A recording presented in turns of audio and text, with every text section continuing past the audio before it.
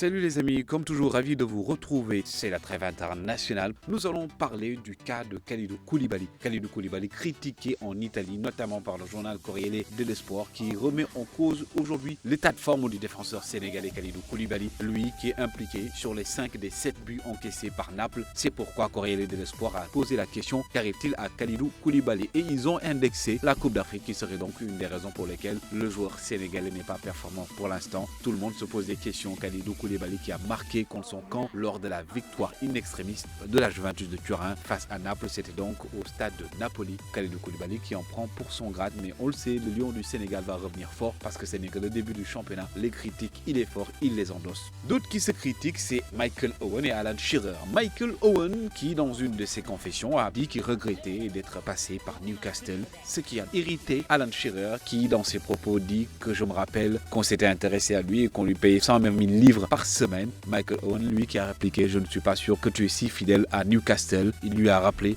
un fait, c'est lorsque Bobby Robson, entraîneur de Newcastle, avait décidé de mettre sur le banc Alan Shearer, et Owen a dit: Alan Shearer a presque failli rejoindre Manchester United.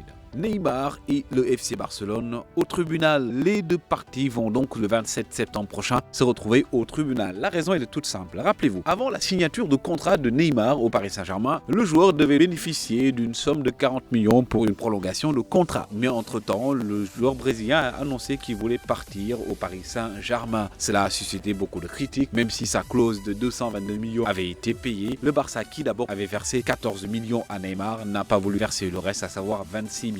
C'est la raison pour laquelle ils doivent se rendre au tribunal. Mais entre-temps, les deux parties se seraient donc arrangées, vu que Neymar veut coûte que coûte retourner au FC Barcelone. C'est pourquoi donc, selon les informations, les deux parties se seraient mis d'accord pour trouver un terrain d'entente, même si le procès du 27 septembre tient toujours parce que Neymar est au Paris Saint-Germain. Quand même, le FC Barcelone y croit toujours la venue de Neymar d'ici juillet ou d'ici janvier prochain. On en parle dans les couloirs du FC Barcelone. Et selon un sondage qui a été fait sur la venue de Neymar, on a vu que 72% des socios se reprochaient à Bartomeu de n'avoir pas fait le nécessaire pour que Neymar vienne. On l'accuse même d'avoir fait capoter l'arrivée de Neymar. Un autre sondage qui a été fait, c'était concernant De Jong et Antoine Griezmann. De Jong qui a eu 78% des votes. Les socios qui sont fans de De Jong, on le considère comme la meilleure recrue du FC Barcelone, alors qu'Autunion, lui, est vu comme étant la meilleure vente de l'année du FC Barcelone.